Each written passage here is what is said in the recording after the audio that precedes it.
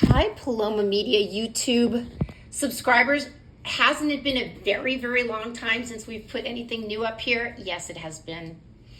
Matt Welch and I used to read our essays or articles that had published in Reason or wherever they were to you here, but we haven't been doing that because we've been off on other ventures. We have put some work up here, something the fifth column guys did on Megyn Kelly, or occasionally I'll be at a protest and we'll put something up here. But I'm thinking I want to kind of revivify some stuff going on here because people like video. There's a lot of transitioning happening now and through 2025. So I thought I would do a little test here with a piece I published over on my Substack. I'll put a link down here. My Substack is nancyrommelmann.substack.com, or Make More Pie if you Google me. An essay I wrote, it published on December 3rd, just after President Biden, he's still president now, by the way, pardoned his son after he'd said for a long time that he wasn't going to. So I'm just gonna do a little test run here for you. And this piece is called, with an incredibly, amazingly original title, Biden Bails Out Hunter and the Soul Rot of the Ever Rescued Child. Here we go. Last weekend, I bought my daughter a car, or rather, I used my credit card to help her get a new car.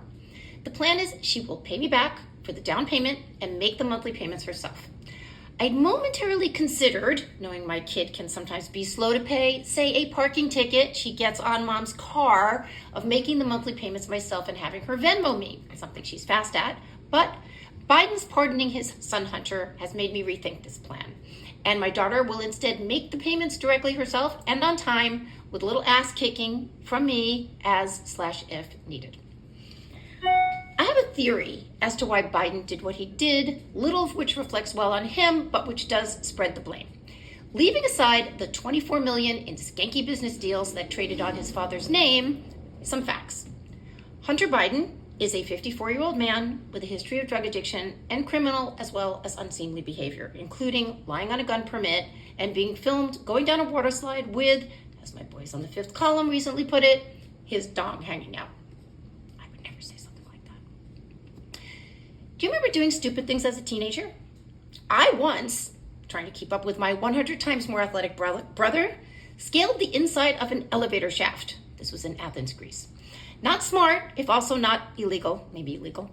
An endangerment only to myself and, one supposes, the owner of the building, who would have had to have cleaned up my guts and wrangle with the insurance company and possibly any anger/sorrow that came with finding a dead or severely injured 19-year-old girl at the bottom of an elevator shaft. You see what I did there? I used introspection to consider action and consequences, something I'll wager a majority of American teenagers do not have the capacity to do because they have little need to. You do not need to be a Nepo baby, something Meghan McCain, in light of the Biden pardon, wrote about on her Substack, to receive special dispensation from society and especially your parents when young. We see our children's good sides. We want to protect them.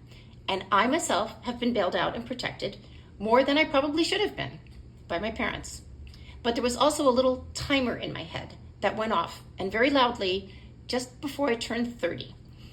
When I called my dad and told him I was shredding the American Express card he'd given me for emergencies because the only reason I, then with a 2-year-old and working 2 jobs, needed it was because my daughter's dad was not working, that my father was, in essence, supporting him and not me. I'll add here that I have nothing but love for my late ex, seriously. Find someone who looks at you the way he did me on the side steps of our house in Hollywood. You'll just have to go to my Substack and see the picture. It's a very lovely picture of someone with love in their eyes.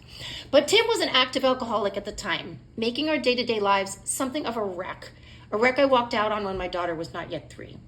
2 days later, Tim took his last drink and lived sober for the next 32 years. Actions have consequences that lead to other actions, and in Tim's case, to some great ones, including the lives we were able to live often together until his death. Joe Biden, by contrast, did not push Hunter to grow up. Are there extenuating circumstances that I think any good parent can understand? Yes, absolutely. And here there's a quote from Rabbi David Wolpe, who is a great follow on Twitter, talking about, the tragedies in Biden's life, the loss of his wife and his child and his other son, who died of brain cancer. So yes, we understand that there are extenuating circumstances that would make a father want to pardon his son, even without those circumstances. But a certain rot creeps in to those who do not take responsibility for their actions. Rot that the parent needs to keep scraping away like moldy frosting from a cake to get at the good of the child, to make the child appear worthy to the world. You better believe the child knows how to keep this going, knows how to alchemize parental desperation into the next infusion of cash, of support, to force the father to construct, as we see in Biden's blanket pardoning of his son, the simulacrum, I can't say that word, of an honorable and unjustly persecuted man. Okay, let's try this again.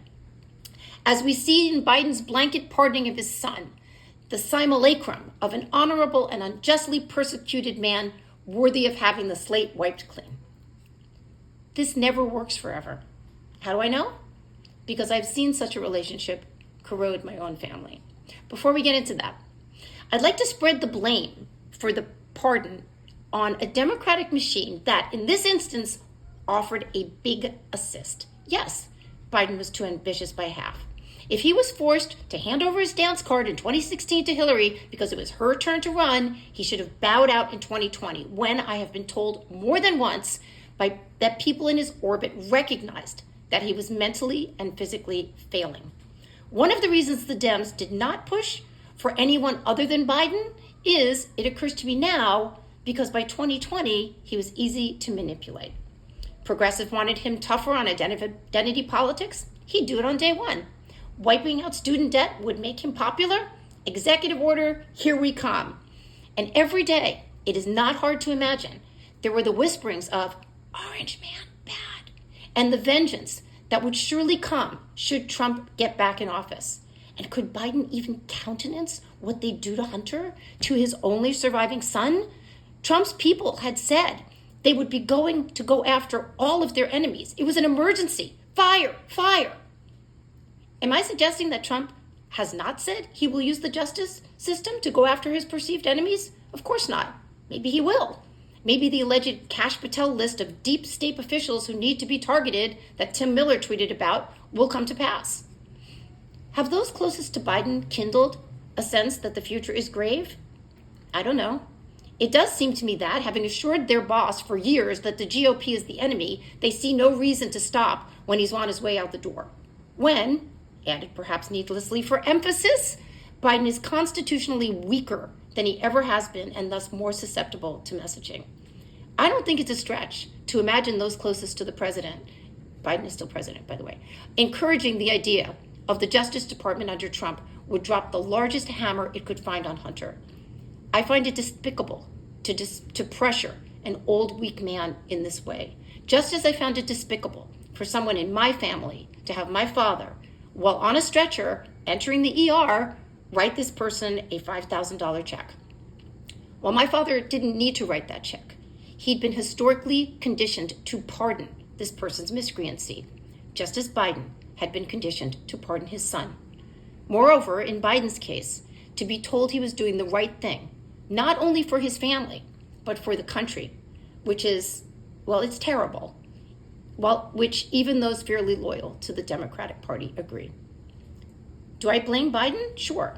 But there's plenty of blame to go around, including the doom whisperers and the refusal thus far of some of them on the Harris campaign to stop blaming the 2024 election loss on anyone other than themselves.